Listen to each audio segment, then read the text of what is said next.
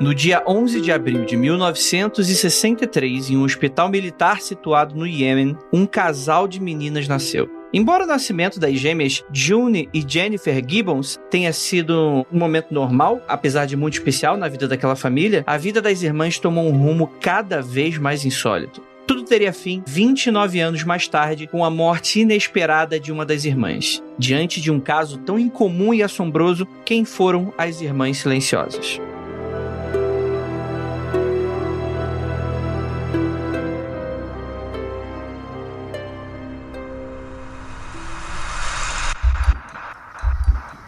Não há nada de errado com seu áudio.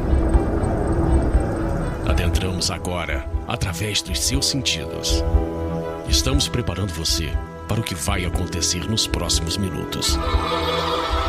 Além do que conhece por tempo e espaço, o contato com algo além. Não conte para ninguém e nunca olhe para trás, pois este é Mundo Freak Confidencial.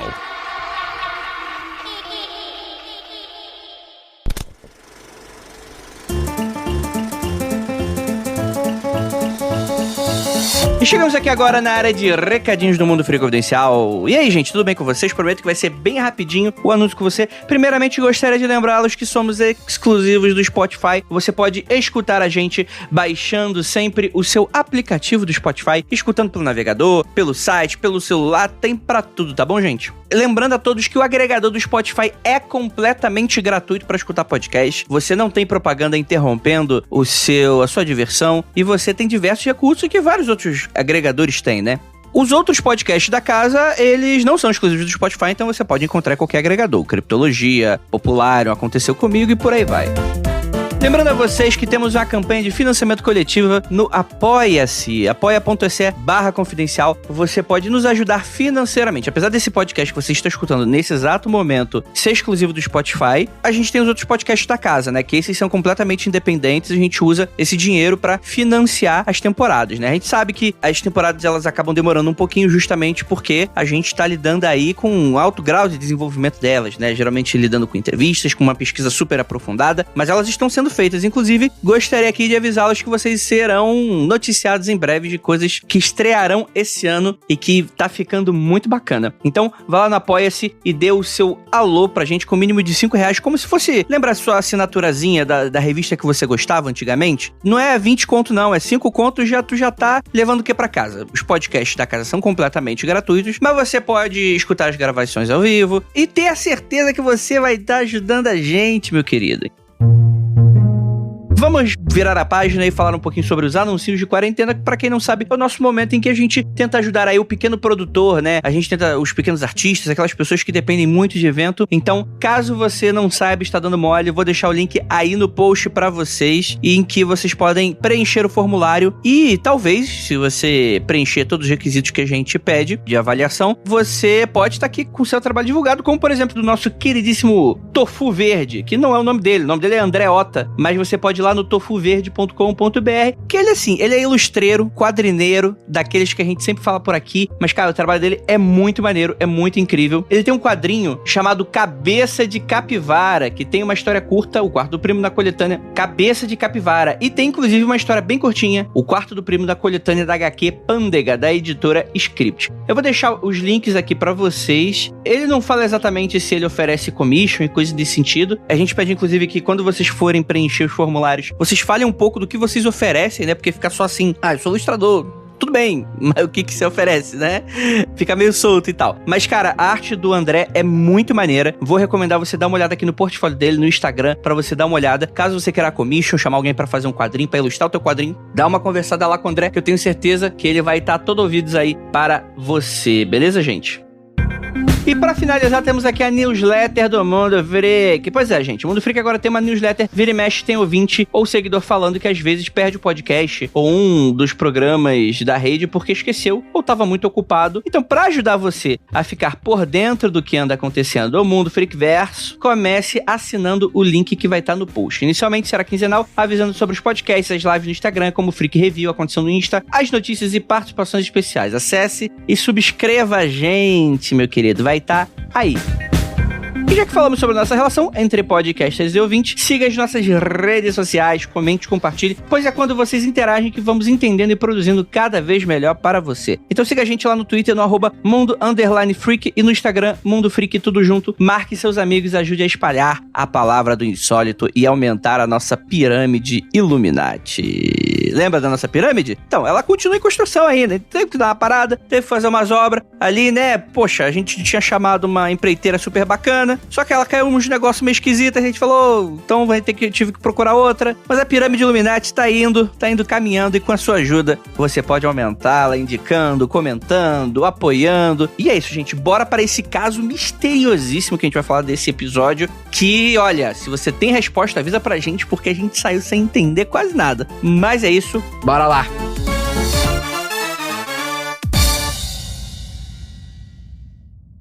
I'm Mo Rocca, and I'm excited to announce Season 4 of my podcast, Mobituaries. I've got a whole new bunch of stories to share with you about the most fascinating people and things who are no longer with us. From famous figures who died on the very same day, to the things I wish would die, like buffets. All that and much more. Listen to Mobituaries with Mo Rocca, wherever you get your podcasts.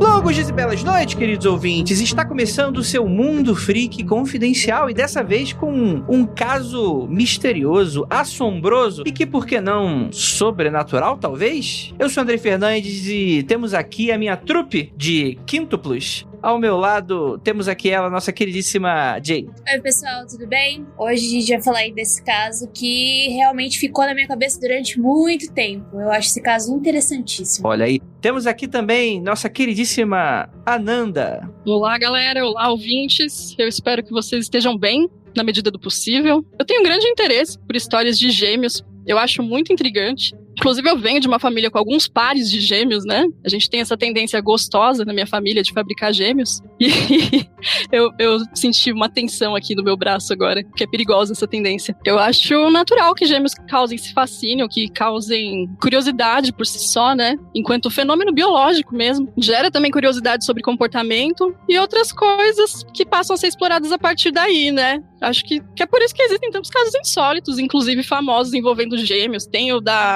das irmãs Pollock, o caso das irmãs Johnny, tem algumas histórias trágicas, tem umas nem tanto. Eu acho curioso também porque são figuras bastante exploradas no cinema, inclusive filmes de terror, né, que tem lá as gêmeas do Iluminado, tem as gêmeas do Espíritos 2, tem outros que eu não vou lembrar agora. Tem aquele clichê narrativo, né, da gêmea boa, da gêmea ruim, esse arquétipo aí de dualidade. Mas enfim, assim como esses casos aí que eu citei, eu acho as histórias das gêmeas Gibbons, as gêmeas silenciosas, né, bastante triste e também bastante interessante. E temos aqui também nosso especialista na mente humana, Ira Croft. Oi, gente, tudo bem? Oi, pessoas que estão aqui nessa gravação. Olha, eu conhecia mais ou menos a história delas, né? Sabia algumas coisas que eu achava super interessante, super curiosa, mas depois que eu fui estudar mais a fundo, eu fiquei muito triste também. E eu achei, assim, surreal. Porque, assim, tem muitas camadas ali, muitas camadas. É muito mistério. Aí quando você acha que tá resolvendo um mistério, vem e aparece outro. E, nossa, assim, que trajetória, gente. Escutem esse programa com muita atenção e muita curiosidade, porque a vida delas rendeu muita coisa. E temos aqui nosso especialista com estudo, nesse sentido, oficial, Michael. Boa noite, pessoal. Boa noite, boa tarde, né? Olá para todos e todas. Eu tô aqui também para dizer que quem tem nome composto também pode sofrer de alguns problemas aí, tais quais as gêmeas. Eita, rapaz. Não tem aquela galera que o nome é tipo assim, é João Ricardo, aí a pessoa gosta de ser chamada de Ricardo e não de João. Então, Andrei, é o meu exemplo, porque eu sou Maicon Rodrigo, minha família me chama de Rodrigo na escola, enfim, faculdade eu sou Maicon, e durante um tempo eu tive transtornos em função do meu nome. Olha aí, ó. Olha que ótimo. Que excelente saber quem tá chamando um transtornado aqui desse podcast. Eu tive um rolê parecido com o do Maicon. Eu não sei se vocês sabem disso, mas eu tenho um segundo nome, né, que é Tamires. E na época que eu trabalhava em banco... Temos... Pera, calma, Nanda. Eu vou ter que te interromper, porque nós temos aqui um duplo, sabe? Revelação, sabe? Algo estranho com a Nanda. Gente, isso aí é um furo, cara. Vocês estão sabendo em primeira mão que meu segundo nome é Tamires. E durante essa época aí que eu trabalhei em banco, me chamavam só de Tamires e ficou bastante confuso na minha cabeça, assim, esse rolê. Por sorte, isso acabou. Não é mais assim hoje. Entendi. Pois é. Mas no Magicano, então, você é a Nanda e aqui você vai ser a Tamires no Mundo Freak, é isso? Ela vai confundir minha cabeça, mais confusa do que já é, né? Ah, mas tem que ser. Isso é bem intrigante. Eu não sabia que chegava a confundir tanto assim o nome. Eu não tenho, né? O meu nome é único, né? Eu não tenho nome composto, nome duplo, então eu... Brincadeiras à parte, assim, confunde sim, né? Ainda mais no meu caso, né? Quando eu fui alfabetizado como Maicon, né? Meu primeiro nome foi Maicon, só que na minha família era Rodrigo. Então, quando tava lá todos os priminhos escrevendo o nome, brincando e tal, eu escrevia Maicon, né? E aí o pessoal, você é burro, seu nome é Rodrigo, você não sabe escrever seu próprio nome. Traumas de infância. Eu tinha apelido, né? Tipo, a Nanda de Nandinha, Nanda, e o Tamires virou Tatá. Mais recentemente, assim, agora eu assumo o Maicon Rodrigo. Agora eu assumo o meu lado novela mexicana. A duplicidade. A duplicidade da coisa vira um só. Tal qual Juni, Jennifer. Eu tenho isso. Eu tenho uma tendência que quando as pessoas... Mas é só quando escreve, né? Quando a pessoa escreve Andrei com Y, me vem esse gêmeo maligno querendo maltratar a pessoa. Eu tenho que trabalhar isso também um pouquinho em mim. Erram também o meu nome, escrevem o J com A, né? E daí eu sou a outra, né? Não sou mais a J, eu sou a Jai. Não, o episódio de hoje vai ser todo mundo transtornado, né? Os gêmeos de todos aqui presentes. Gente, eu tô preocupada. Caraca, eu odiaria ter um gêmeo meu. Vocês começaram a falar sobre essa duplicidade e eu estou aqui, nossa, com quantas pessoas que eu estou gravando, quantas pessoas existem na cabeça dessas pessoas, olha só onde que tá indo. Pro ouvinte que não sabe, eu também tenho um segundo nome, só que aí o ouvinte, digite aí na rede social qual você acha que é o meu segundo nome, que deve ser ainda mais horrível pra eu optar pelo Andrei, né? Deve ser um negócio meio... Aí você fica aí a curiosidade pra vocês aí.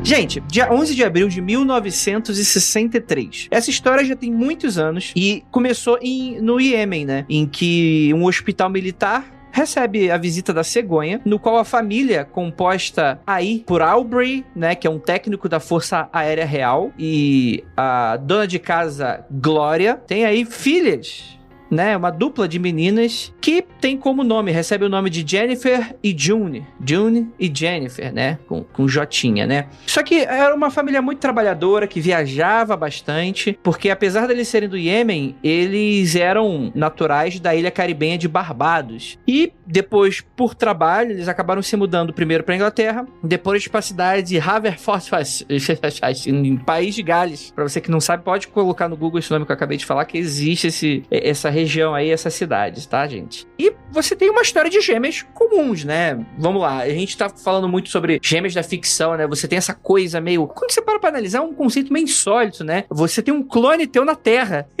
Funciona como um clone? Eu não sei, eu tenho essas dúvidas. Será que um gêmeo é um clone de você, né? E aí tem toda aquela discussão, porque tem gêmeos diferentes, né? Tem gêmeos, tem a ver com a placenta, né? Então tem gêmeos univitelinos, né? Gêmeos que são mais parecidos, gêmeos que são menos parecidos, gêmeos de pais diferentes, né? Você tem trigêmeos, quadrigêmeos, tem a grávida de Taubaté, você tem um monte de gente aí. E é muito interessante, né? Porque a gente, de fato, fica se perguntando como é a relação e traz também um pouco dessa relação interessante, curiosa e muitas vezes ligada ao mistério. Você tem muito aquela coisa que fala sobre a conexão entre os gêmeos, né? Entre os irmãos no geral, mas entre os gêmeos ainda mais. Você teria esse composto insólito aí na equação de que aquelas coisas de que os gêmeos conseguem pensar em conjunto, os gêmeos conseguem sentir o que o outro está sentindo. Esse tipo de coisa na ficção, ela é muito comum. Eu não sei se isso existe na vida real, mas a gente vai descobrir se a ciência tem alguma resposta para isso pelo Maicon. Mas a ideia é que a história dessas gêmeas, ela é muito, muito estranha. Porque elas já começam tendo uma vida muito difícil, né? Porque no País de Gales, elas são negras e são as únicas da escola em que começaram a frequentar, né? E isso trouxe para elas um sentido e um sentimento, né? Tanto na prática quanto teórico, completamente de isolamento, né? Isolamento, bullying, violências, né? Não apenas por causa da cor, mas também porque elas não falavam o idioma local. Elas não apenas utilizavam o idioma que sabiam, mas que não era comum para os locais, como também avançaram esse idioma e criaram algo que nem os próprios pais conseguiam entender, né? Criaram uma comunicação própria. E aí é muito interessante que a gente tem aí esse início da vida delas, que é um início extremamente conturbado. E aquilo, né? Infância, aquele saco de vacilo que você vai criando seus trauminhas, né, Michael? Exatamente, André. E eu acho que é legal, assim, essa sua fala, porque temos aí já o primeiro mistério, né? Quando você trouxe essa questão da comunicação entre elas, durante um tempo se acreditava que elas tinham inventado a língua com que elas se comunicavam, né? Porque, assim, os pais dela falavam inglês, só que elas se alfabetizaram, né? Se desenvolveram ali, né? Adquiriram a linguagem inicialmente. No contexto do Iêmen ou do Barbados, não sei, mas foi em algum dos outros países aí, não foi num país de língua inglesa. Então, elas já tinham um conflito, né? Em casa ouviam inglês, mas na rua ouviam essa outra linguagem, que, se eu não me engano, é a língua, o dialeto Bajan, não sei como é que se diz isso. Então, nesse primeiro momento, se acreditava que elas tinham inventado uma língua própria, mas depois uma especialista em linguística, ela identificou que na verdade não, que o que essas gêmeas elas se comunicavam era através de uma mistura do inglês com algumas gírias desse dialeto, só que elas falavam muito rápido, muito baixo e acrescentando aí uns certos estalidos com a língua, com a boca, né, ali que era um pouco da brincadeira delas. Então já temos aí o primeiro mistério aí do caso, né, que é a forma como elas adquiriram a linguagem. Então, não é tão misterioso assim quando a gente se trata de gêmeos. Eu descobri um caso de duas meninas. O nome delas é Grace e Virginia Kennedy, e elas se autodenominavam de Poto e Cabem. E era mais ou menos isso que aconteceu com as irmãs Gibbons, porque elas não falavam em casa, elas ficavam com a avó que falavam alemão, e fora os pais, né, falavam inglês. E só que quando elas nasceram, elas tiveram algumas crises de epilepsia, e o médico falou que elas iam ter problema de desenvolvimento, cognição e etc. Por conta disso, elas começaram a ficar um pouco isoladas, e elas acabaram só comunicando entre si, né? Então elas criaram um dialeto que misturava inglês e alemão. Então eu acho que o fato de você também ficar um pouco isolado, né, de você só ter aquele seu gêmeo, eu não acho tão absurdo gêmeos criarem tipo brincadeiras próprias ou até linguagens próprias. E isso já é uma primeira característica, né, da criação de gêmeos que diferencia, né, de outras crianças e em outras sequências aí de filhos, né? Então o estudo com gêmeos, ele é muito valorizado, né, no meio acadêmico como um todo, porque como o Andrei falou lá no início, os gêmeos seriam quase, principalmente os gêmeos monozigóticos, né, eles seriam quase que clones, né, são geneticamente iguais ou muito parecidos. Então, desde a década de 20, a gente tem registros de pesquisas científicas que tentam estabelecer gêmeos monozigóticos, mas que cresceram separados, tenta se estabelecer qual foi o desenvolvimento desses gêmeos, né, que tipo de doenças que eles tiveram igual, diferente, características de personalidade, né? Então, os estudos com gêmeos monozigóticos, eles ajudam muito para a determinação do que são comportamentos geneticamente determinados e o que são comportamentos socialmente moldados, por exemplo, né? E aí, assim, com outros gêmeos, né, os gêmeos bivitelinos, e eu vou acrescentar um tipo de gêmeo aí pouco conhecido na sua lista, Andrei. São gêmeos com tempos diferentes de gestação, tá? Então, até 3 meses, você pode ter uma diferença de até 3 meses de gestação entre um gêmeo e outro. E aí, assim, com gêmeos bivitelinos, né, ou outros tipos de gêmeos, você tem essas características próprias dos gêmeos, né, que é brincadeiras internas, é essa aproximação maior no desenvolvimento, mas que já não é tão determinado pela biologia em si, né, você não tem essa coisa tão parecida. Você esqueceu um tipo também de gêmeo aí que eu também não citei, que é o gêmeo do mal, que é o gêmeo que ele vai te levar pra maleficidade, que vai se vestir igual você, né, acho que a Nandinha citou rapidamente da novela mexicana. Tem que tomar muito cuidado com esse, que esse aí destrói vidas. Fica a denúncia aí. Ruth Raquel. É o estereótipo da Rutinha e da Raquel. Exatamente. Mas é muito interessante, né? Isso que você falou é algo que me interessa muito e eu acho que interessa toda a sociedade, né? Que é quase como se fosse É antiético você pegar pessoas iguais e fazer a vida delas inteira ser um experimento científico. Quando a gente tá falando de gêmeos, eu acho que é interessante porque a natureza que fez, né? Então a gente tá vendo o que rola, né? Quer dizer, se a gente separar esses gêmeos, se eles irem pra um certo tipo de sociedade, um certo tipo de cidade, receber certo tipo de estímulo, como ele vai reagir perante o outro, sendo que talvez geneticamente eles sejam muito parecidos, né? Como é que isso vai determinar, né? A gente se molda ou a gente nasce do jeito que é? Eu acho que isso é muito interessante, né? Nos estudos de psicologia, a gente já tem um outro caso bizarro que daria um episódio, que é o caso do jovem Alexander, né? Então, dentro do behaviorismo radical, a gente tem lá um psicólogo chamado Watson, que ele tinha essa ideia. Ele falava assim, a frase dele era: me dê um bebê e eu transformo ele num bandido, num artista, sei lá, em alguma outra coisa. Nessa perspectiva de que se você pega um bebê desde a infância, você consegue moldar ele para ser qualquer coisa. E aí chegaram a fazer aí um certo experimento com esse jovem Alexander, que deu merda no fim das contas, né, obviamente. Eu também queria comentar, o Michael estava falando, né, sobre como a sociedade molda essas pessoas, né, e elas vivem, né, um experimento, tá todo mundo tentando entender sobre gêmeos, mas além desse estudo, de pesquisa científica, acadêmica, também isso é muito perceptível no nosso dia a dia, nas vivências também. Quando a gente olhar a nossa volta, a gente lembrar de pessoas, né, e a Nanda vai poder até falar mais ainda, porque se a Nanda falou que é de família de gêmeos, todos os gêmeos que eu conheço, a família tratou de forma diferente dos outros filhos. E assim, tipo, por exemplo, lá em Registro, que é o interior rural, que não tem ninguém, não tem um cientista lá, sabe? Porque era uma colônia, né? Não tem cientista, hoje tem, gente, né? Mas tô falando de origem. E aí lá já tinha, e essas pessoas já tinham esse comportamento social de tratar os filhos diferentes, na escolinha era diferentes. E não é uma maneira também pejorativa, né? Não se tratava mal, também não é uma maneira de deixá-los especiais, é só uma maneira diferente. E eu lembro de perceber isso, sabe? Eu perceber isso na escola com as crianças quando tinha algum gêmeo, sabe? Todo mundo sabia quem que era, todo mundo sabia coisas acerca deles, e também era meio que, entre aspas, assim, natural, entendeu? Eles também agiam de acordo com esse protocolo social, sabe? Eu vou aproveitar essa deixa da Ira para já colocar um dos problemas que o caso das gêmeas silenciosas traz, que, assim, se focaram muito no comportamento das gêmeas e a gente não tem quase nenhuma informação sobre qual era a percepção e a forma como os pais trataram disso. Então, assim, a gente sabe do racismo que elas sofreram, a gente sabe do desenvolvimento escolar dela, mas familiar é praticamente zero, assim. Eu tentei ainda buscar ali mais informações, né? Esse é um caso que não é muito discutido na psicologia aqui no Brasil, né? Eu tentei cavucar um pouco mais de informação e não tem. E aí, como a Ira apontou, isso é uma perda importante, né, para nossa discussão. O pai delas não era ativamente presente na criação de nenhum dos 5 filhos.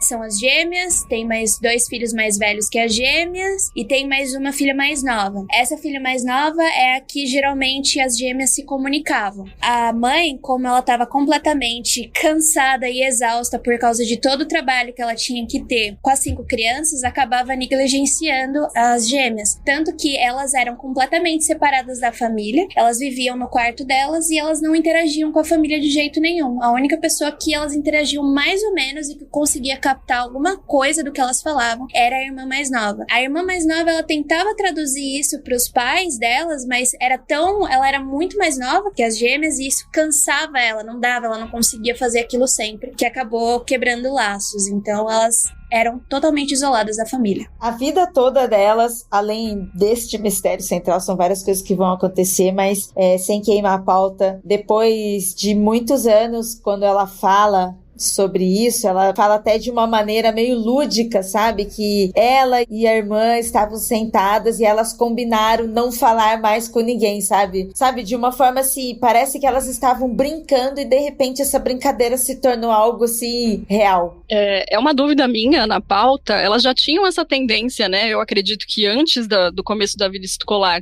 eu acho que é normal isso pro gêmeo, né? De já ficar um pouco isolado mesmo, contar mais um com o outro, e eu acho que a coisa foi progressiva e foi endossada, né, pela vida escolar. Elas foram se isolando cada vez mais, assim. Teve uma série de fatores aí que foram contribuindo para elas meio que acharem, acho que um abrigo uma na outra, né? Exatamente. De uma forma bastante tóxica, bastante doentia, mas sim. Sim, porque além do que a gente tá falando, a gente tá falando desse início, né, de como elas eram tratadas, e o ouvinte já, obviamente, já entendeu que isso acaba se tornando parte da motivação delas, né? Que essa é a questão de não apenas você ter essa questão do isolamento e auto-isolamento, quer dizer, elas só confiavam uma na outra. Eram crianças que estavam se desenvolvendo, a gente sabe muito pouco dos pais, mas a gente entende como é importante esse ambiente escolar para também o desenvolvimento de crianças, né? E é um lugar em que elas foram completamente rechaçadas e encontraram esse momento uma na outra, como a Nanda falou. E é interessante porque não apenas você tinha essas questões de linguagem, dialeto, você vai ter também essa coisa de brincadeiras esquisitas que elas começaram a desenvolver entre elas, né? De fato, elas criaram um fantástico mundo de Bob ali entre elas. Então, você tinha essa questão de uma fingindo que era outra, uma acordava e falava que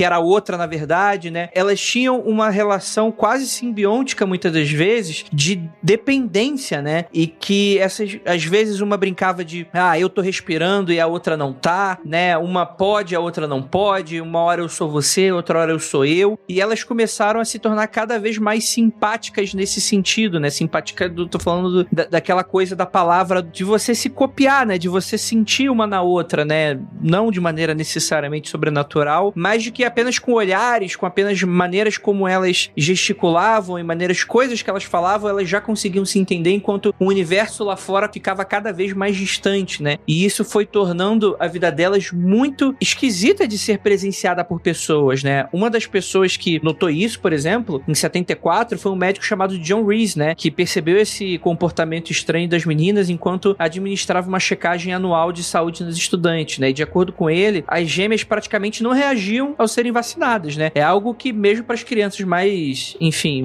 corajosas, você nota que a pessoa sente, né? Que a criança sente. E elas agiam, segundo o Reese, quase como se fossem bonecas. E ele avisou pro diretor e falou, isso aqui tá errado, isso aqui tá meio esquisito. Dá uma olhada nisso. De início, o diretor meio que deu de ombros e depois meio que notou-se que deveriam fazer alguma coisa, né? Inclusive a Jane, né? A June é a que tá gravando com a gente. Calma, Jane. A June...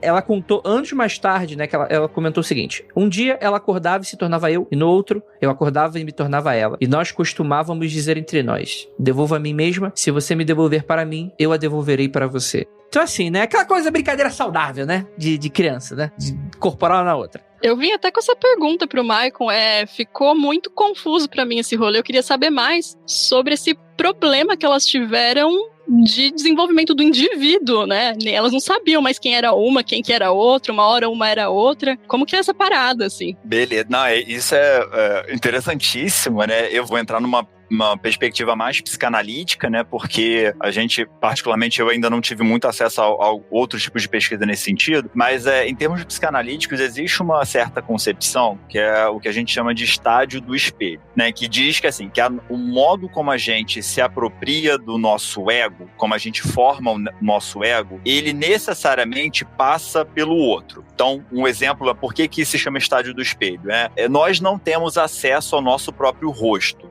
né? Então, assim, a gente só consegue ver o nosso rosto através da imagem no espelho, tá? Então, quando a gente olha no espelho, quando a gente tem essa experiência, né? A gente olha no espelho e a gente se vê, aquilo que a gente se vê não é necessariamente a gente. A gente acredita que é o nosso rosto, né? A gente acredita que é a nossa imagem. Então, de partida, a constituição humana, ela tem essa característica de ter esse tensionamento, né? Em que ponto eu sou eu, em que ponto eu sou o outro, né? De que forma que eu pego a imagem do outro e me torno. Então, isso tá posto para todo mundo, tá, gente? Isso é o processo de constituição humana, ele passa por isso, né? Pra gente, estudos mais recentes de neurociências, né? Vai trazer a questão da mímica facial, né? Da gente se reconhecer pela mímica do outro, da gente imitar o rosto do outro, enfim, as expressões que o outro faz. Aí aqui, essa fala aqui, que essas meninas trazem, já se torna esse processo específico, como ele ocorre com gêmeos. Porque aí nos gêmeos, de fato, você tem um outro que tem a sua imagem, né? Que, de certa maneira, pode ter aí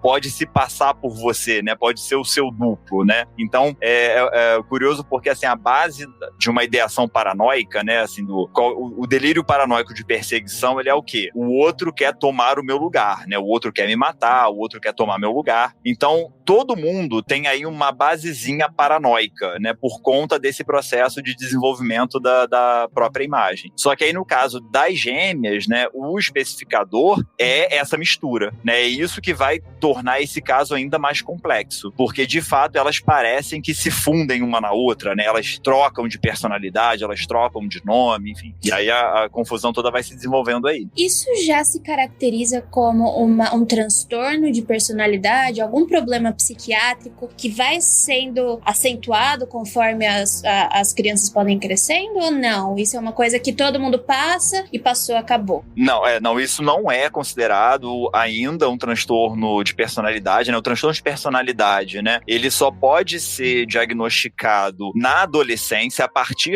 na verdade, assim, ele só pode ser diagnosticado depois dos 18, 21 anos, que é quando você tem a maturidade biológica e a maturidade cerebral, só que os sintomas precisam ter começado antes, né? Precisam ter começado por volta de 13, ou até antes na infância, né? Mas na infância, a gente não pode entender isso ainda como um transtorno de personalidade por conta do processo de formação da personalidade e da própria maturação biológica. E aí eu vou voltar também um ponto, né? Porque no contexto lá em que elas param de falar com as pessoas, que elas só falam entre si ou falam muito pouco com as pessoas, existe um nome para esse comportamento que é o chamado de mutismo seletivo, que é quando a pessoa ela tem capacidade cognitiva e fonológica de falar, só que ela se recusa. Tá? Então, esse sintoma, eu ia falar que ele é comum. Ele não é comum, tá? Assim, mas ele é normal no contexto em que crianças mudam de ambiente, né? Então, por exemplo, trocou de escola ou entrou na escola, separação dos pais, morte na família. Algum elemento que muda o contexto da criança pode levar ela a, principalmente se essa criança ela já apresenta tendência à fobia social, né? A dificuldade em falar com os outros,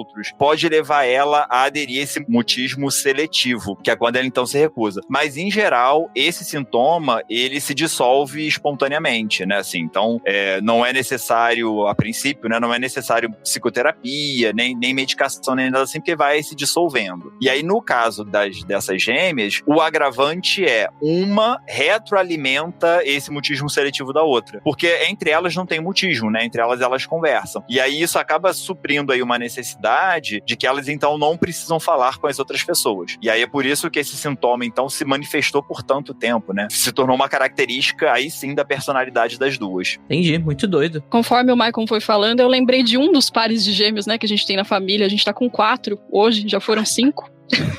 Eram tios-avós meus, né, que já são falecidos, então a gente tá com 4. Nenhum deles é univitelino, né? Nenhum deles é idêntico. Mas um par de gêmeos em particular, que é o Davi e a Yasmin, eles são diagnosticados, né, com autismo. Eles já estão com 10 anos hoje. E é muito parecido. Embora eles não sejam gêmeos idênticos, é uma menina e um menino. O processo todo, desde quando eles começaram a crescer e a andar, demoraram para falar, demoraram para começar a se comunicar. E quando começaram, se comunicavam só um com o outro.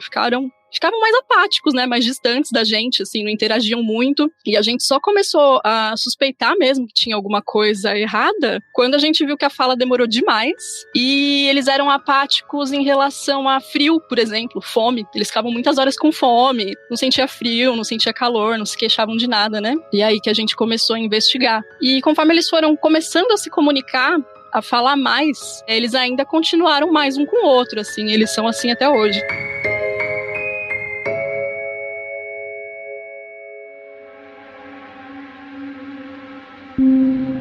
Em fevereiro de 1977, as irmãs elas foram atendidas por uma terapeuta da fala chamada Anne. E apesar de terem se recusado a falar na presença da doutora, as duas permitiram que suas conversas fossem gravadas enquanto estavam sós, né? Foi aí que a Anne, ela percebeu que, na verdade, foi uma ligeira impressão, né? Que a June, ela queria até falar, mas estava sendo compelida a não fazer por Jennifer. E mais tarde, a médica disse que a Jennifer ficou sentada ali, com o olhar sem expressão, mas sentia a força dela, ela falava. E o pensamento adentrou a minha mente era o de que June havia sido possuído por sua irmã. E no fim decidiu que as gêmeas seriam separadas e enviadas para internatos distintos, na esperança que, se elas estivessem sozinhas, elas talvez conseguissem desenvolver uma identidade mais individual a fim de que pudessem sair dessa casca que elas tinham se prendido de certa maneira, né? E imediatamente foi percebido que a experiência tinha sido um fracasso. Ao contrário do que esperavam, a June e a Jennifer recolheram-se ainda mais em seus interiores e ficaram praticamente catatônicas. Olha que bizarro, né? E um dos episódios ocorreram após a separação, foram necessárias 2 pessoas para conseguir tirar June da cama. Após isso, ela se ancorou em uma parede com um corpo rígido e pesado como um cadáver. Cara, assim, psicologia e tal, sei lá, mistérios da mente humana, mas isso é muito interessante, né? Praticamente entrar em coma. Primeiro eu queria fazer um comentário sobre a psicologia década de 70, né? Que aí, de novo, a gente volta lá naqueles outros casos, né? Dos episódios anteriores, que década de 70 podia tudo e qualquer coisa. Então, assim, essa decisão por separar as gêmeas é uma decisão sempre muito complicada, assim, né? Então, existe um outro histórico, né? De um outro caso também, parecido com os parentes da Ananda, né, que ela relatou aqui agora, que eram também 2 gêmeos autistas que também tentaram fazer esse processo de separação e teve o mesmo efeito, né, desse efeito mais catatônico, enfim. Então, os gêmeos que tinham desenvolvido habilidades cognitivas, motoras e tal, eles regrediram depois da separação. Então, aqui, de novo, a gente tem um problema de ética e técnica da psicologia e da psiquiatria da época, que é, você constata o problema, você quer resolver o problema a qualquer custo sem entender qual é o problema, né? Então, assim, essa separação forçada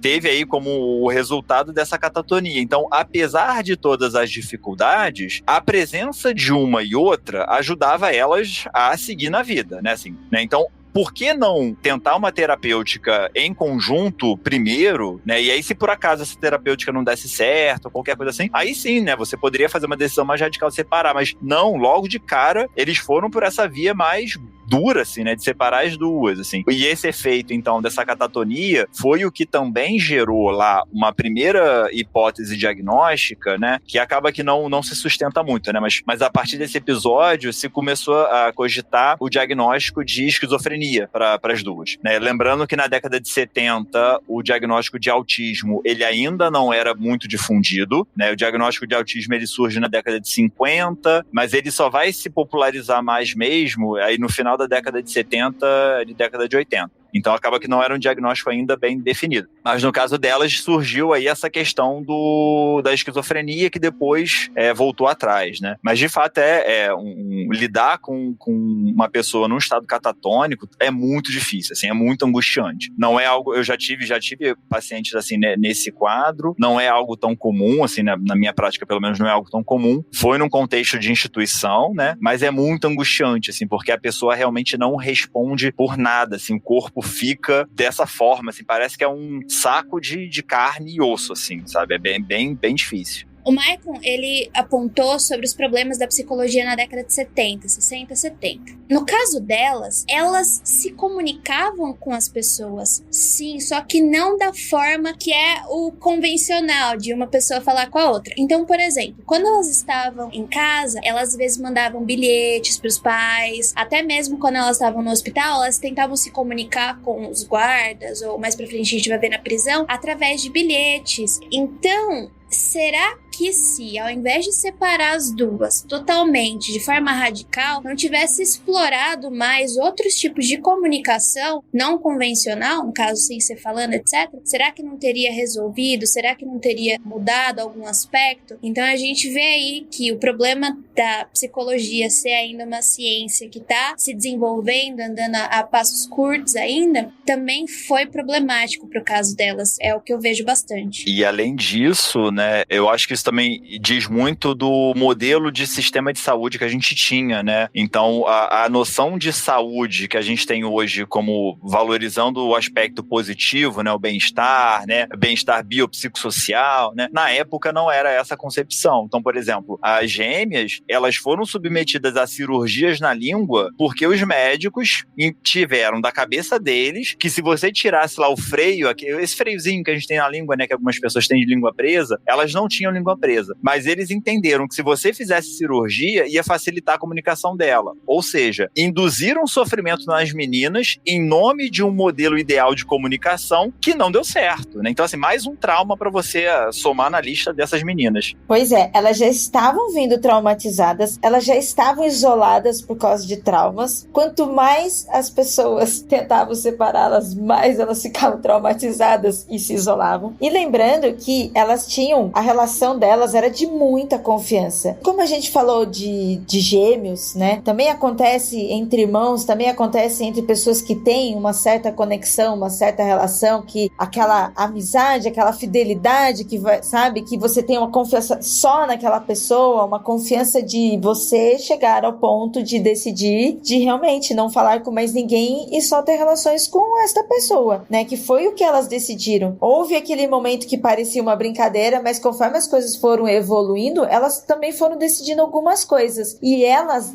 disseram que elas queriam se comunicar com as pessoas. Elas falaram isso. Só que, como a Jay falou, não era da forma com que as pessoas estavam esperando. E além das cartinhas, alguns desses experimentos, alguns desses testes, elas permitiram sim que as pessoas chegassem mais perto, tanto para fazer a gravação, para tentar entender. Elas estavam assim dispostas a ter alguma conexão com alguém, mas além do trauma, não tinha conexão com elas, né? Eu acho que isso é interessante porque isso dialoga muito com o nosso episódio do experimento de Stanford, por exemplo, né? Se o Michael lembrar, né? Que fala sobre essa questão da psicologia de, às vezes, estar mais preocupada em martelar um prego que tá reagindo de uma maneira diferente do que você espera, do que, de fato, deixar a parada saudável, né? Você quer resolver, você quer equalizar, né? Tipo, não, tem que falar da maneira como as pessoas, aspas, normais falam, né? É claro que não era saudável a maneira como elas estavam agindo, mas, ao mesmo tempo, isso soa muito como isso também, né? No meu ponto de vista. E como o Michael falou, né? Mais um trauma para gêmeas ali, né? Mais uma pedrinha do castelinho delas ali. E depois desse trauma, depois que elas foram reunidas, elas se prenderam ainda mais entre si, né? A confiança que existia com elas se tornou mais forte. Agora, além de ser mais forte, mais isolado ainda, né? Mais engessado entre elas. E, claro, né? Eu também ia ficar muito puta, né? Muito. Imagine o quanto elas estavam nervosas por causa disso. E por estarem, assim, pressionadas, por estarem traumatizadas, elas também ficaram magoadas. E por causa disso, elas também pararam de falar com os pais. As cartas que depois elas estavam enviando, né? Como a Jay citou, elas ainda assim estavam tentando se comunicar com os pais, mas elas ficaram magoadas. E também o trauma estava, assim, explícito que estava atrapalhando o pouco desenvolvimento delas, né? Nessa comunicação. Começaram a ficar mais recolhidas no quarto, passaram a voltar a brincar só entre elas, e a partir daí elas começaram a criar histórias elaboradas por elas mesmas. Às vezes gravavam e às vezes compartilhavam com a sua irmã mais nova, que era uma das poucas pessoas que elas tinham ainda um certo diálogo. A gente até já comentou no início do programa. E essa conexão que elas tinham com a irmã aparece em diversas vezes na vida dela. Foi toda a jornada, não foi só um tempo. Então, várias fases delas, essa irmã ainda teve presente. June e Jennifer, em 2000, né, saiu um artigo na revista New Yorker em que a June falou: nós tínhamos um ritual, nós ajoelhávamos juntas à cama e pedíamos a Deus perdão por nossos pecados. Abríamos a Bíblia e começávamos a entoar cânticos e a orar como loucas. Nós rezávamos para que Ele não nos deixasse machucar nossos familiares ao ignorá-los e para nos dar força para falar com a nossa mãe e com o nosso pai. Não conseguíamos fazer isso. Era muito difícil. Muito difícil.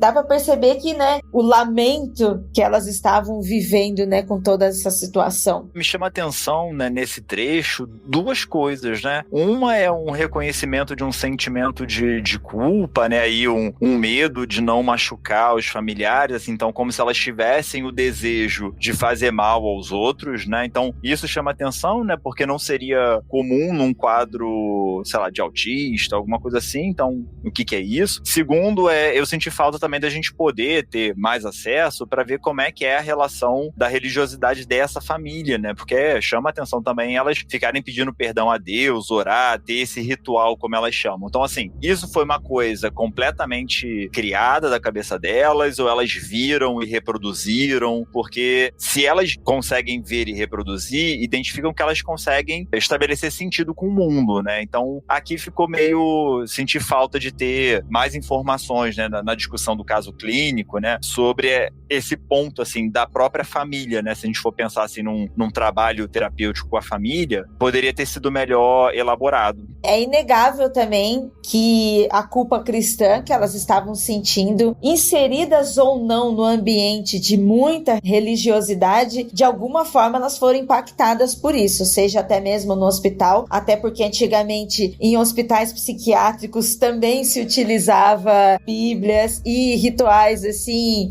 de ter cruzes, sabe, aqueles momentos de desespero, abrir a Bíblia, então também pode ter sido influenciado por isso, são várias influências que ela passou por isso, e que acabaram moldando também, além do que a Jay vai falar com mais propriedade. O que eu ia falar é pra gente só se situar um pouquinho, que elas já saíram do hospital e que o diagnóstico delas foi o seguinte: como elas eram tão juntas, elas nunca, isso não sou eu falando, tá? É o diagnóstico que foi dado, que elas eram tão juntas que elas nunca iam conseguir arranjar um emprego ou conseguir carreira acadêmica. Então elas eram apenas uma, então nada disso era viável. O que aconteceu é, elas começaram a receber aqueles contra-cheques do governo de pessoas que não são aptas a interagir, ter trabalho e, entre muitas aspas, atitudes de pessoas normais, né? De atitudes normais que era aceitos ali naquela época. Então, isso é importante porque elas estão aos 16 anos, então elas não estão frequentando mais a escola, elas saíram do hospital e elas também não conseguem empregos. Eu acho interessante que fique evidente também nessa citação o quanto não é bem uma escolha, né? Não é bem uma vontade não se comunicar. Elas simplesmente não conseguem, cara. Elas não acham um jeito e também não existe nenhum esforço da comunidade aí psiquiátrica e de psicologia da época em ajudar elas a se comunicarem de outras maneiras, tá, né? Isolando elas cada vez mais. Elas não tem mais o que fazer. Você não tá conseguindo falar nem com seus pais, nem com os médicos. E você tá sendo também proibido de falar com as outras pessoas, de ter atitudes normais em sociedade, né? Então, parece que elas estão sendo cada vez mais marginalizadas. O que você faz nessa situação? E isso é tão comprovado, isso é tão certo, que elas poderiam sim desenvolver atividades remuneradas e ter empregos, só que não o emprego que as pessoas esperavam, e também se comunicar muito bem e não da forma como as pessoas esperavam, que por conta desse isolamento, depois que elas passaram por tudo isso, por conta desse isolamento e do trauma, elas começaram a escrever, e muito bem. Elas começaram a escrever peças e fantasias, e começaram a desenvolver uma paixão pela escrita criativa, e bastante, né? Fizeram um curso por correspondência, começaram a escrever ali, né, com pouco dinheiro, começaram a desenvolver bastante histórias e venderam histórias de forma independente. Por questões, né, desse histórico delas, vários traumas, né? Foram isoladas, foram julgadas, sofreram racismo, sofreu tudo, né? Todo tipo de violência marginalizada. Quando elas começam a se reerguer, quando elas começam de novo a tentar se comunicar com as pessoas e a se reconectar com as pessoas também não gostam do que elas estavam escrevendo, porque elas escreviam histórias de mistérios, de crimes, e aí as pessoas começaram a achar muito estranho o que elas estavam escrevendo, e começaram a problematizar, porque elas escreviam sobre jovens atraentes, problemáticos, que cometiam crimes. Ou seja, como qualquer jovem da idade delas. Exatamente. Isso que a Ira falou é muito bacana, porque, assim, nesse processo, né, desse curso de escrita criativa, tem uma característica também que foi muito marcante, assim, delas, é que, assim, elas se inscreveram no curso, era por correspondência, né, então elas tinham que mandar, né, pro professor lá o que elas estavam escrevendo, e elas colocavam tudo como se fosse uma única pessoa escrevendo. Eram as duas, mas ela mandava como se só fosse a June, se eu não me engano, né? Então elas entendiam que esse processo da escrita, né, era um processo das duas.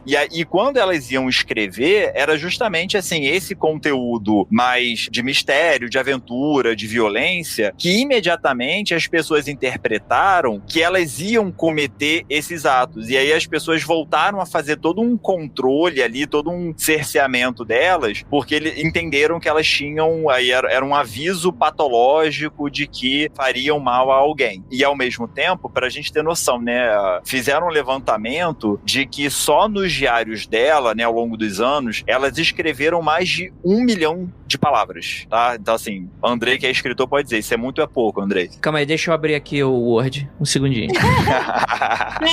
É muito. Então, assim, 1 milhão de palavras, gente, assim, então elas escreviam sobre tudo, né, assim, uma parte era essas coisas mais violentas, mas imediatamente as pessoas tomaram como se tudo que elas produzissem fosse dessa ordem do perigo, né, dessa ordem da violência, do crime, e aí de novo começa uma série de cerceamento contra elas. Então nem na escrita o pessoal deixava elas escreverem. Atenção você, garoto pequeno com 11 anos, acessava o morte.com. Você, garota, que ficava lendo fanfic do Harry Potter erótico. Eu tô sabendo, tô de olho em vocês aí. Fala que, não, eu nunca fiz isso. Tô de olho em vocês aí, ficar escrevendo esses conteúdos, se tornaram jovens problemáticos aí logo depois. Estou muito de olho em vocês. Mas eu fiquei muito nessa dúvida, Michael, porque justamente quando a gente vai lidar com esse tema, a gente vai lidar com blogs de mistério, a gente vai lidar com youtubers e canais, vai falar sobre todo esse mistério, não, porque as duas começaram, tipo, vou falar vulgarmente o que geralmente se escuta por aí, né? Não, porque as duas começaram a desenvolver uma personalidade psicopática, sociopática, e aí elas começaram a cometer crime, tipo, e vai ligando uma coisa na outra, e vai construindo isso do que talvez seja o que a crença da época fosse. Mas eu, quando tava lendo, o que a Ira tava falando, e por isso que até eu intervi nessa questão, tipo assim, igual qualquer adolescente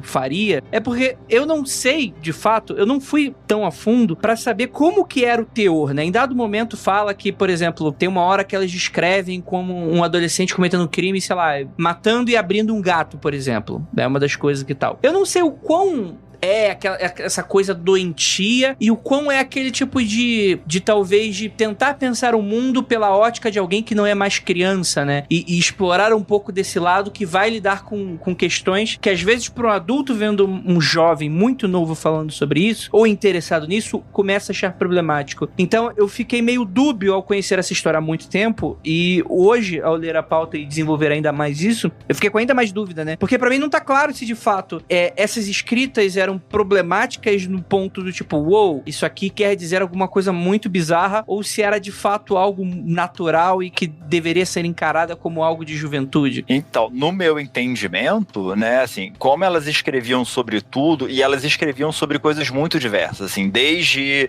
viagens pra Malibu, pra Los Angeles, né, que era uma realidade muito diferente delas, né, lá em Gales e tudo mais. Elas escreviam coisas positivas, né, romances, relações amorosas, mas elas também escreveram coisas negativas, digamos assim, né, essas coisas mais violentas, assim. Então, o que, no meu entendimento, o processo de escrita delas era efetivamente uma escrita criativa, porque elas tentavam simular pela escrita uma série de experiências que elas não tinham, mas que elas, sei lá, gostariam de ter, ou pelo menos estavam cogitando, né, estavam fazendo um esforço de imaginar, né, um grande processo de imaginação que elas estavam fazendo. Só que o problema é, de novo, o contexto social vai focar só naquilo que é bizarro e perigoso. Se elas tivessem só escrito história de romancezinho de adolescente, com um príncipe encantado, certamente ninguém teria implicado, mas como elas falavam sobre violência e tal, aí o bagulho ficou doido, né? O pessoal ficou mais em cima. E distorceram bastante pelo fato de que mais pra frente elas vão começar a cometer crimes. Então, olha só, o que elas escreviam era um sinal claro de que elas iam fazer isso. E não é totalmente distorcido. E eu acho que se elas fossem garotas brancas de classe média, nada disso teria acontecido. Outras intervenções teriam sido feitas. Então, a questão da raça é muito problemática nesse caso. Eu ia falar exatamente isso agora. Eu ia bater nessa tecla do racismo, falar de como a sociedade enxerga, né, duas garotas negras escrevendo sobre certas temáticas e que não seria de maneira alguma a mesma coisa se fossem duas garotas brancas. E também esse rolê que o Michael falou de focarem nas histórias, entre aspas, negativas, né? Eu encontrei aqui a sinopse do único livro delas que foi publicado, que é o The Pepsi Cola Addict. O livro conta a história de um garoto americano de 15 anos que é viciado em Pepsi-Cola e tem um relacionamento com a sua namorada Peg. Ele é seduzido por sua professora, ele vai pra prisão por um roubo fracassado, porque ele estava ocupado bebendo Pepsi-Cola na loja e ele não notou a chegada da polícia. E ele também vê um guarda sendo esfaqueado até a morte. E depois disso as coisas também não vão muito melhor pra ele depois que ele sai da prisão. O livro é basicamente isso. Então eu acho que talvez focaram nessa parte só, né, do rolê delas. Mas elas escreviam sobre infinitas outras coisas. Rolê de jovem, gente. É jovem sendo jovem. Nossa, e assim, elas eram super criativas. Elas escreveram muitas coisas, sabe? Então, tipo assim, olha a facilidade que elas tinham pra desenvolver narrativas, para escrever. Coisas que tanta gente aí estão fazendo faculdade. Estão aí na academia desenvolvendo vários métodos e as meninas só chegaram lá e estavam o quê? Tentando se comunicar. E depois desse livro que elas lançaram, Nanda, elas se encheram tanto o saco. Olha só, eu imagino quanto elas tiveram uma vida de apurrinhação mesmo, né? Elas ficaram tão bravas, elas estavam tão chateadas que elas não queriam mais saber. Elas lançaram o livro, reclamaram, encheram o saco. Elas querem saber? Não queremos então escrever mais. E não queriam mais saber de escrever histórias, sabe? Ficaram muito chateadas mesmo, muito bravas. Pararam de fazer isso. E também, somado a todo esse isolamento, somado a toda essa pressão, né, essa opressão que elas viveram por causa desses experimentos, todo mundo estudando elas, todo mundo tentando entender, todo mundo estudando de uma forma que eles quisessem entender como o modo deles e não tentando entender como elas queriam, elas se trancaram tanto dentro do mundinho delas que elas também se cansaram disso. E aí elas não queriam mais escrever só sobre essas histórias, elas ansiavam por conhecer e viver o mundo lá fora, né? Já que as pessoas reclamavam tanto que elas eram fechadas, que elas eram perigosas, que elas eram isoladas, que elas eram esquisitas, encheram tanto o saco delas que chegou o momento que elas, tá bom, então, né, quero conhecer tudo lá fora, de tanto que isso foi forte pra elas. Tem um momento na vida delas que eu acho muito chocante, e envolve a sexualidade delas. Então elas já estavam ali perto dos 18 anos, aliás, elas já estavam com 18 anos, elas queriam, né, vivenciar o mundo e ter experiências. Então, é aí que a gente vê um pouco da competição entre as irmãs. A Jennifer e a June, elas encontraram alguns garotos dos quais elas começaram a se relacionar, e um garoto em particular. Só que esse garoto começou a ser extremamente abusivo, não só com uma das irmãs, mas com as duas. Então, primeiro acontece de que, se não me engano, é a Jennifer que perde a virgindade e ela escreve no diário dela. E a June descobre. E ela fica tão brava, que elas acabam saindo no tapa, elas se estapeiam. Então é o momento que elas falam, tá bom, chega, a gente já se acertou. Só que esse menino começou a ver a rivalidade entre as irmãs e começou a jogar uma contra a outra, ficava com uma, daí depois ficava com outra, e isso tava sendo problemático entre as duas irmãs. Até que um dia, a June foi lá e perdeu também a virgindade dela com esse cara, e a Jennifer ficou sabendo. A June arrastou a Jennifer até um riacho e começou a afogar ela nesse riacho. E só foi parada quando um carro passou e eu acho que uma pessoa tentou parar as duas. E foi aí que a June parou, pediu desculpas e disse que amava a irmã. Então, a relação entre as duas não era boa. Tinha uma rivalidade. Uma queria exceder a outra, uma queria ser melhor que a outra. E a gente também vê um pouco que a Jennifer tenta controlar um pouco a June. Tipo, se eu faço, você também faz. E por aí vai. E é a partir disso que elas começam a usar drogas, elas começam a cheirar cola, e é aí que elas começam, a vida delas tá tão entediosa, elas não têm o que fazer, não pode ir pra faculdade, não pode trabalhar, encher o saco de escrever, o que a gente vai fazer? A gente vai colocar essa cidade abaixo. Olha, Jay, desculpa te interromper, mas sem tudo isso, eu já queria tacar fogo na cidade de qualquer jeito. E é exatamente o que elas vão fazer. Elas primeiro começam a cometer pequenos crimes, né? Roubam um pouquinho ali, roubam um pouquinho de lá. Elas já eram conhecidas na cidade de que elas roubavam coisas pequenininhas, ninguém nunca falava nada. Daí, como ninguém nunca falava nada, elas falaram, bota cá fogo nesse negócio. E daí elas começam literalmente a colocar fogo em algumas residências. Justo. Quem nunca? Fale por você. Essa situação que a Jay relata mostra pra gente também qual é a complicação de você ter um contexto social que restringe as suas possibilidades, né? Então, assim, elas já são isoladas, elas estavam ali num processo de briga entre elas e elas não tinham a quem recorrer. Assim, era um negócio assim, que é isso, elas resolveram entre elas mesmas, mas já foi também por uma via um pouco, assim, né?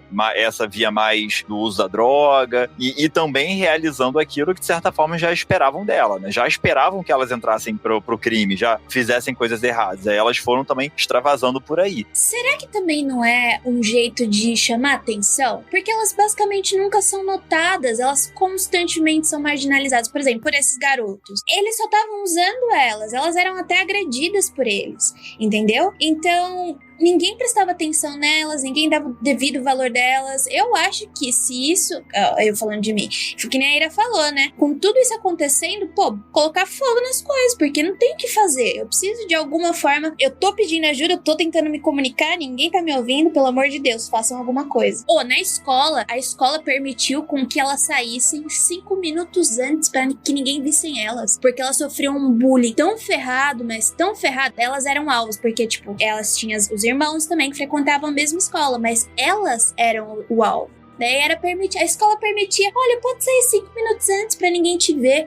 Puta. E esse bullying que elas sofriam, que é um bullying racista, era um apartheid. Porque elas eram diferentes de todo mundo ali. Então todas as pessoas se afastavam e ainda empurravam elas pra mais longe, sabe? Então, tipo assim, elas estavam, como a gente já falou, marginalizadas por todos os lados, né? Por qualquer coisa. Cara, é uma bola de neve de desgraceira, né? Uma coisa atrás da outra, assim, tipo... É muito cruel, é muito triste mesmo. Por isso que não surpreende em nada o comportamento delas aí no final da adolescência e começo da vida adulta. Não que seja normal, né? Mas é, sei lá, compreensível.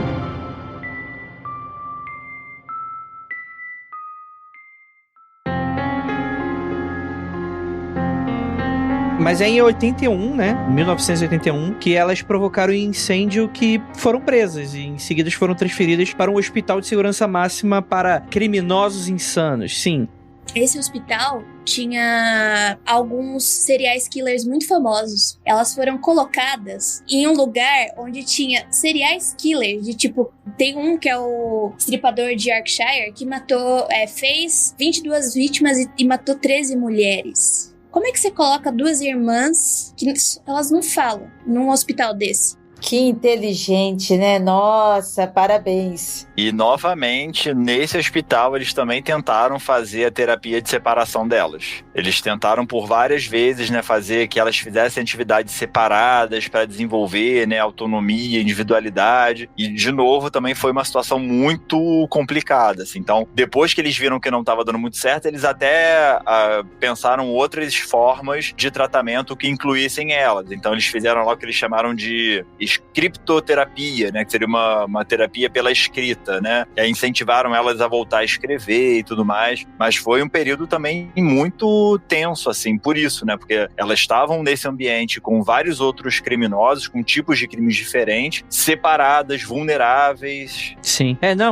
Foram tratamento de medicamentoso, né, de antipsicóticos e coisas nesse sentido, né. Foram os piores anos, assim, segundo os relatos mais pra frente que a June resume, né, abre aspas. Nós vivíamos 12 anos de inferno, elas ficaram presas durante 12 anos, porque não falávamos. Tínhamos que trabalhar duro para conseguir sair. Nós fomos até o doutor, nós dissemos: veja, eles queriam que nós falássemos, nós estamos falando agora. E ele disse: vocês não vão sair, vocês vão ficar aqui por 30 anos. Nós perdemos as esperanças. Na verdade, eu escrevi uma carta para o Ministério do Interior. Eu escrevi uma carta para a rainha, pedindo que ela nos perdoasse, que ela nos tirasse dali, mas a gente estava presa. É bem difícil, né, cara? É bem difícil retratar isso, né? A gente também acabou até citando lá no experimento Stanford sobre abolicionismo penal, justamente por causa dessas e outras coisas né? Do quanto pessoas são mal julgadas, maltratadas, punidas, né? Porque estamos falando de sistemas punitivos. A gente falando do caso delas agora e por ser um podcast, por a gente estar esmiuçando isso, a gente fica assustado, é doído ouvir isso, mas é muito mais comum do que a gente pensa. Muito comum mesmo. Sim, total, né? Elas acabam saindo só em 93. Foi determinado que elas seriam transferidas para uma instituição de segurança mínima em Gales, mas após chegarem no novo local, o médico descobriu que Jennifer havia cochilado durante a viagem, mas não estava acordando. E após ser levada para o hospital, Jennifer foi declarada morta em razão de uma súbita inflamação no coração. E aí talvez seja esse o ponto mais estranho de toda essa história, que ela já é completamente aterrorizável, né? Que fala um pouquinho sobre como que foi exatamente todo essa, além, é claro, da conclusão dessa história, né? Que não termina porque a June, ela está viva até hoje, se eu não me engano, né? Não vi notícias recentes de sua morte, mas que a Jennifer teria morrido nesse momento em que elas ganham liberdade, né? Fica um pouco desse agridoce de... que não é nem uma liberdade, né? Elas estão numa instituição de segurança mínima, mas ainda assim dá um pouco dessa sensação de perda, né? E aqui, Andrei, a gente já tem um novo nível de mistério desse caso, né? Que é justamente a morte dela, né? Então, assim, fizeram a autópsia, né? E aí a autópsia é objeto de discussões até hoje, assim, né? Porque, na verdade, ela apresentou essa inflamação, né, no coração, né? Então, na verdade, o coração dela parecia até que já estava no nível de necrose, que poderia ser consequência dessa inflamação. E, comparativamente, um único caso, né, assim, o caso mais parecido que se teve, né, nesse estado de dano do coração dela, era comparável com o de um outro jovem, um jovem militar, se eu não me engano, que ele estava com uma infecção viral e ele morreu fazendo um esporte muito intenso, né? Ele morreu enquanto fazia esporte muito intenso. E aí isso coloca um outro mistério, assim, porque ela era uma jovem que não estava se esforçando, né? Ela não fazia esforço o esporte lá no hospital. Então, qual que poderia ser a causa da morte? Aí, por uma via mais organicista, o legista levantou a hipótese que foi efeito da medicação antipsicótica flupentizol, né? É uma medicação que foi criada em 1966, que até hoje ela não foi aprovada nos Estados Unidos, porque é uma medicação que tem muitos efeitos colaterais, né, como as medicações antigas têm, e ela fazia o uso da dosagem máxima por via intramuscular, né, era por injeção, durante muito tempo, né? Então,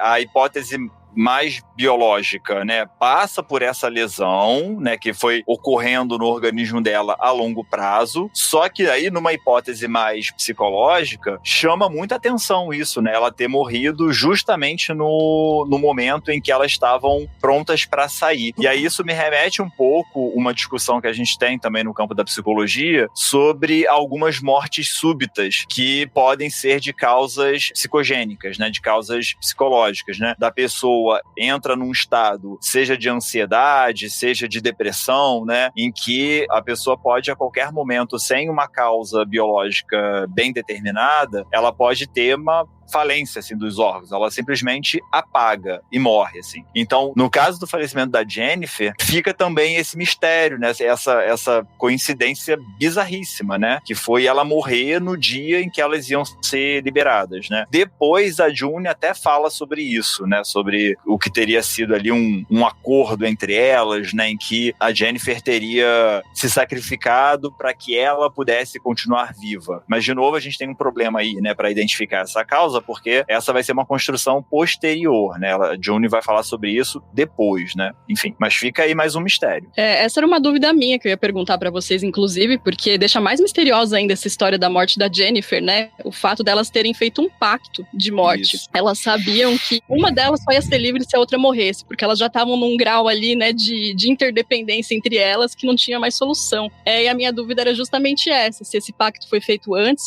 se existe relato desse pacto antes, ou ou se isso só surgiu depois da morte da Jennifer.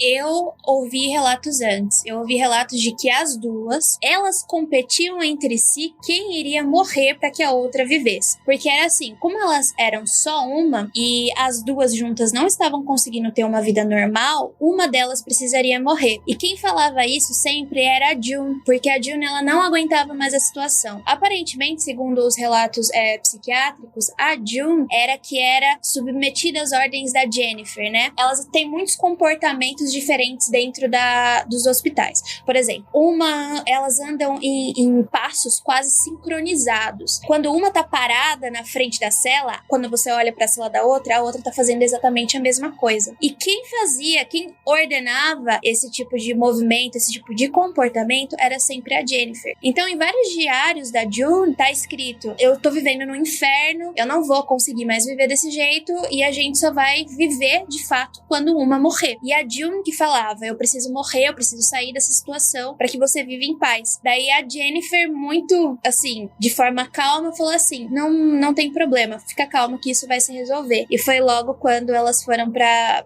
penitenciária de segurança mínima que isso aconteceu. Pra mim, isso é o mais insólito de tudo.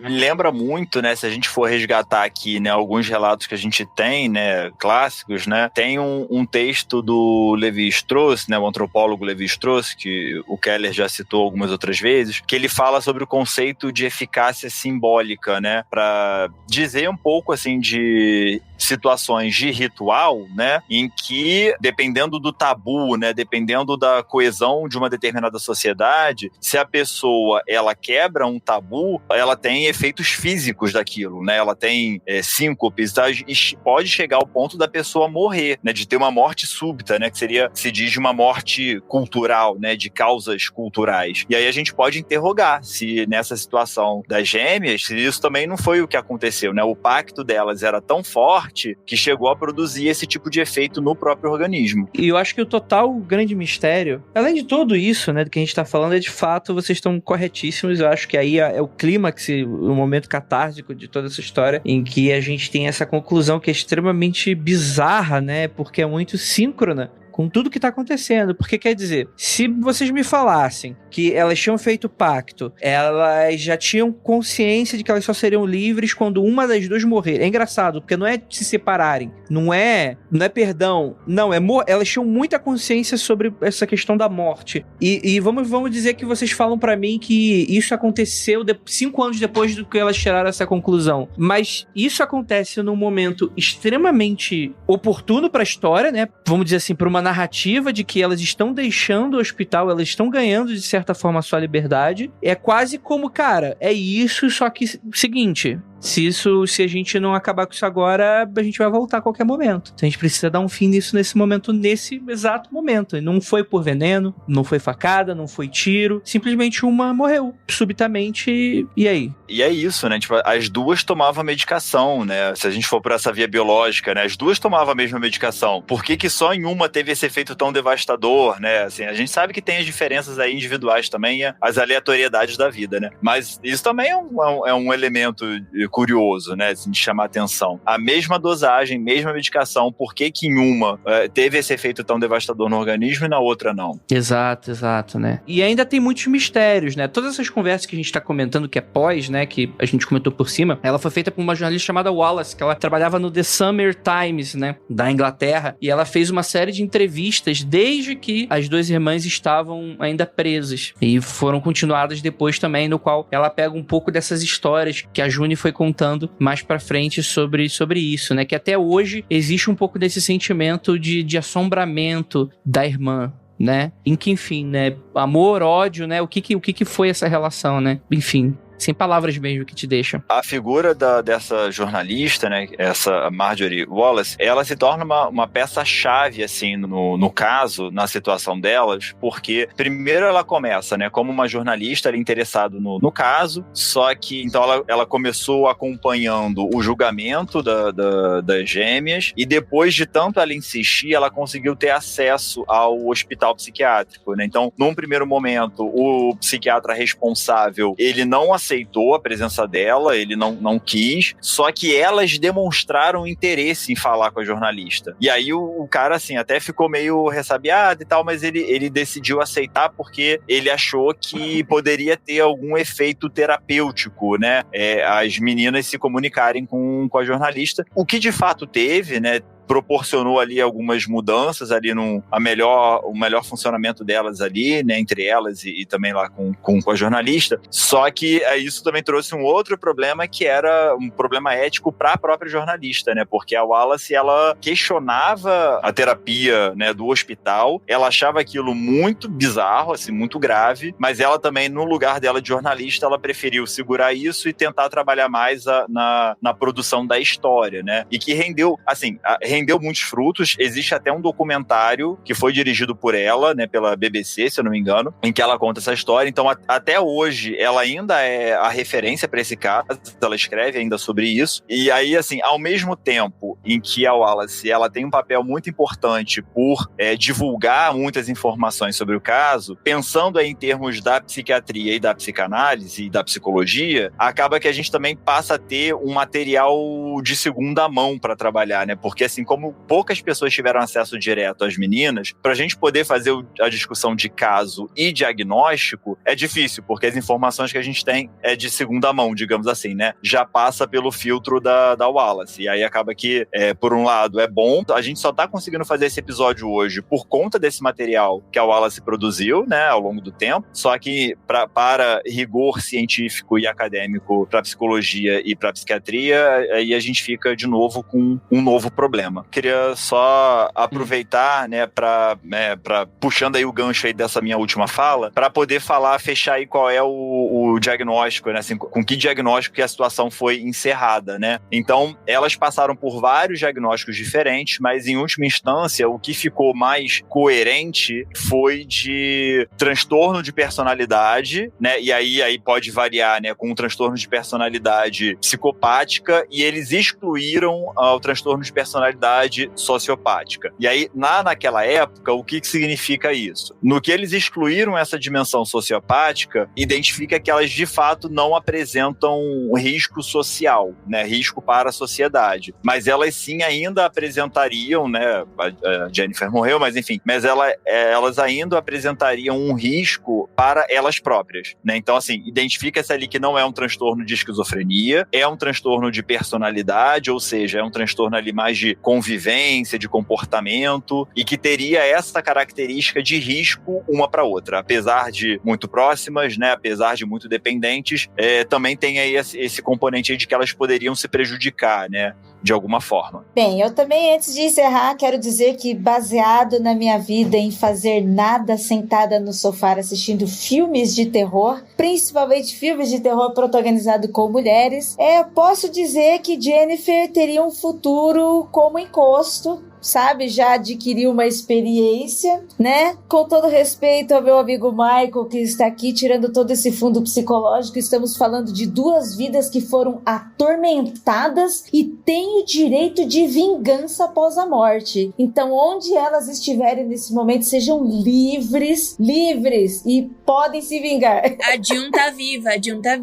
Até hoje ela tá viva. É verdade, no caso a Jennifer, né? Porque terminou de uma forma tão estranha, né? Elas foram tantos traumas, tanta violência emocional, física, tantas violências, que, sério, mano, tipo, a vida delas, assim, parece que a gente tá falando sobre a vida de um fantasma, sabe? De um filme de terror, assim, sabe? De tanto que elas sofreram. E outra coisa, será que se no momento que elas estavam tendo problema de fala, né? Por exemplo, eu trouxe o caso da Poto e da Cabengo, quando os pais viram que tava tendo problema de fala, eles levaram no médico e viram que as crianças não tinham problema de desenvolvimento nenhum, era só porque elas não tinham estímulo, elas não tinham ninguém ali com elas falando, elas não estavam indo pra escola. Será que se a gente tivesse interferido nesse momento na vida da Jennifer e da June, será que a gente estaria contando essa história hoje? De novo, vou pontuar aquilo que a Nanda também falou muito bem, que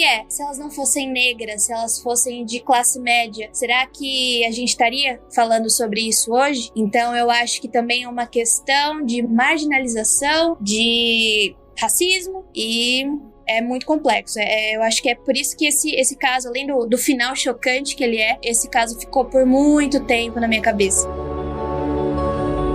Bem, chegamos nesse final bizarro, agridoce desse podcast. Gostaria muito de agradecer a você, querido ouvinte, que está aqui com a gente até o finalzinho. E um agradecimento a essa equipe maravilhosa e ao Michael, que está aqui com a gente. Michael, você quer deixar aí alguma coisa, alguma mensagem final, onde o pessoal te encontra? O momento é teu, meu querido. Só para esclarecer que aqui quem tá é o Rodrigo, né? O Michael já saiu há muito tempo. Brincadeiras à parte. Meu Deus, que medo. Agradeço mais uma vez o convite, é um prazer estar aqui participando do Mundo Freak. Então, quem quiser e quem tiver interesse, pode me procurar nas redes sociais, @maidrigo ou @maidrigopsi no Twitter. Eu tenho tentado colocar ali algumas curiosidades de psicologia no Twitter, né? Não chega a ser ali um conteúdo muito extenso, mas tem sido divertido a brincadeira. Vou tentar seguir. Vou aproveitar e vou deixar aqui mais uma dica aí para os queridos pauteiros. Um caso também super interessante pra gente elaborar, porque assim, existe um conceito em psicopatologia chamado de loucura a dois ou folie à deux, gastando aqui o meu francês. E é um caso onde duas pessoas se misturam ali no mesmo delírio, enfim. E tem um caso super interessante que são de duas irmãs, que no caso não são irmãs gêmeas, mas são de duas irmãs, que é um caso bem famoso da França, que são das irmãs Papin, né? Então é muito interessante, seria um caso bacana da gente poder discutir, porque diferente das gêmeas, que é um caso muito silencioso, essas duas, elas causaram lá no final do século XIX. Queria falar que a thread do Michael é muito boa lá no Twitter, viu? Acompanhe. Tinha um outro caso que eu queria sugerir pra vocês depois, das quíntuplas do Canadá, gêmeas, né? 5 irmãs que foram confiscadas da família pelo governo porque eles viram potencial de lucro nessas gêmeas como entretenimento mesmo pra galera. E elas passaram a ficar sob tutela do governo e isso foi desastroso pro histórico de vida delas. A família conseguiu recuperar a guarda muito depois, mas assim, já tava todo mundo muito zoado da cabeça. São as irmãs Dione. É isso aí, gente. Tem muito gêmeo aqui, né? Muita história doida. Gente, é isso. Gostaria de agradecer a sua presença daqui. E aquilo, não olhem para trás.